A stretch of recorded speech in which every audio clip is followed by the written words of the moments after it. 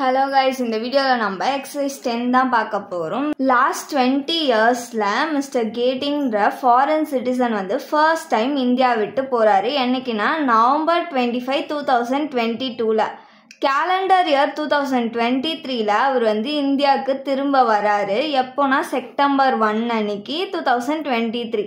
அதுக்கப்புறமா 20 டேஸ் வந்து இங்கே இருக்காரு. நெக்ஸ்ட்டு கேலண்டர் இயர் 2024 படி அவர் வந்து இந்தியாவுக்கு வரவே இல்லையா. ஆனால் எப்போ வராருன்னா January 15, 2025ல வராரு. அவரோட ரெசிடென்ஷியல் ஸ்டேட்டஸ் 2025 to 26 அசஸ்மெண்ட் இயருக்கு என்னதுன்னு கேட்குறாங்க. இப்போ நம்ம கொஷினை ஷார்ட்டாக எழுதிக்கலாம். 25/11/2022ல வந்து அவர் இந்தியா விட்டு போறாராம்.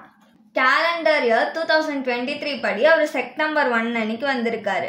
1/9/2023ல அவர் வந்து இந்தியா வந்திருக்காரு. 20 டேஸ் மட்டும் ஸ்டே பண்ணியிருக்காரு. நெக்ஸ்ட் 2024 ஃபுல்லாவுமே அவர் வரவே இல்லையா இந்தியாவுக்கு. எப்போ வந்திருக்காருன்னா January 15 தான் வந்திருக்காரு. 15/1/2025ல திரும்ப இந்தியா வந்திருக்காரு. நம்மளோட அசஸ்மெண்ட் இயர் வந்து April 1, 2025ல இருந்து March 31, 2026 வரைக்கும். நெக்ஸ்ட்டு நம்மளோட ப்ரீவியஸ் இயர் வந்து April 1, 2024ல இருந்து March 31, 2025. மிஸ்டர் கேட்டிங்கன்றவர் வந்து ரெசிடெண்ட்டாக இல்லையான்னு நம்ம கண்டுபிடிக்கணுமா. அதுக்கு வந்து அவர் பேசிக் கண்டிஷன் ரெண்டுத்தில் ஏதாச்சும் ஒரு கண்டிஷனாக அவர் ஃபுல்ஃபில் பண்ணியிருக்கணும். ஃபஸ்ட்டு பேசிக் கண்டிஷன் என்னது, 182 டேஸ் வந்து ப்ரீவியஸ் இயரில் அவர் இந்தியாவில் இருந்திருக்கணுமா.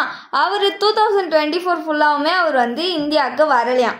அவர் வந்தது எப்போனா 15/1/2025 அன்றைக்கி தான் வந்திருக்காரு. அப்போது January 15 வந்து நம்ம ப்ரீவியஸ் இயர்லேயே தானே இருக்குது. மொத்தமாக ஜான்வரியில் எவ்வளோ டேஸ், 31 டேஸ் -14 பண்ணோன்னா நம்மளுக்கு 17 டேஸ் வந்து ஜான்வரியில் இருந்திருக்காரு. நெக்ஸ்ட்டு ஃபெப்ரவரியில் 28 டேஸ், நெக்ஸ்ட்டு மார்ச்சில் 31 டேஸ். இது எல்லாத்தையும் நம்ம ஆட் பண்ணோன்னா நம்மளுக்கு 76 டேஸ் கிடைக்கும். இவர் வந்து 182 டேஸ் இருக்கணும். ஆனால் இவர் வந்து 76 டேஸ் தான் இருந்திருக்காரு. அப்போ ஃபர்ஸ்ட் கண்டிஷன் வந்து இவர் சாட்டிஸ்ஃபை பண்ணலை. அதை வந்து நம்ம வேர்டிங்ஸில் எழுதிக்கலாம். First basic condition under section 6 of 182 days அப்படின்னா அதுக்கு மேலே வந்து ஸ்டே பண்ணணும் இந்தியாவில் அப்படின்ற கண்டிஷன் வந்து இவர் சாட்டிஸ்ஃபை பண்ணலை. நெக்ஸ்ட்டு செகண்ட் பேசிக் கண்டிஷனை இவர் சாட்டிஸ்ஃபை பண்ணுறாரான்னு பார்க்கலாம். இவர் வந்து ஃபஸ்ட்டு எப்போ இந்தியா விட்டு போயிருக்காருன்னா 2022ல தான் போயிருக்காரு. அப்போது 2020 to 21 வரைக்கும் அவர் வந்து இந்தியாவில் தான் இருந்திருக்காரு. So 365 days. நெக்ஸ்ட்டு 2021 to 22 இந்த இயர் வந்து April 1ல ஸ்டார்ட் ஆகி March 31, 2022லேயே முடிஞ்சிடுது. அவர் வந்து November 25, 2022ல தான் இந்தியா விட்டு போகிறார். ஸோ இந்த இயர்லேயும் அவர் ஃபுல்லாகவே இந்தியாவில் தான் இருந்திருக்காரு. 365 டேஸ்.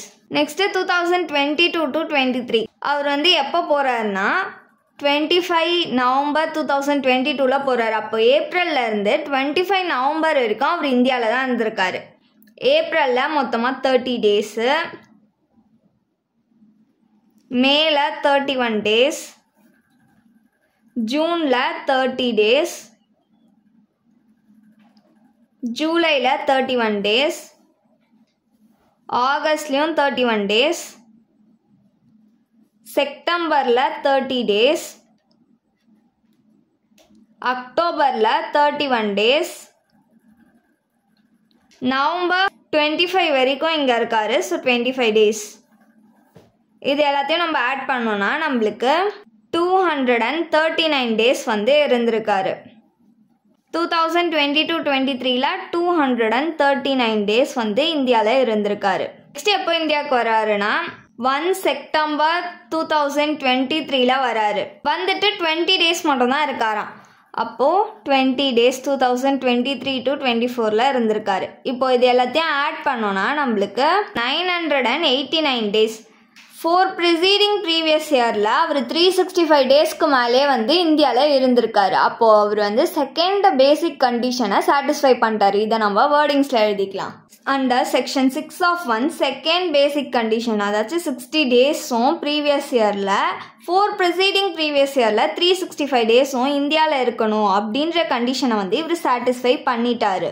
அதனால மிஸ்டர் கேட்டிங்ன்றவர் வந்து ரெசிடென்ட். இப்போ அவர் ரெசிடென்ட்னு நம்ம கண்டுபிடிச்சிட்டோம். நெக்ஸ்ட் என்ன கண்டுபிடிக்கணும், அவர் ஆர்டினரிலி ரெசிடென்ட்டா இல்லை நாட் ஆர்டினரிலி ரெசிடென்ட்டான்னு கண்டுபிடிக்கணும். அதுக்கு அவர் 2 அடிஷ்னல் கண்டிஷனையுமே சாட்டிஸ்ஃபை பண்ணணும்.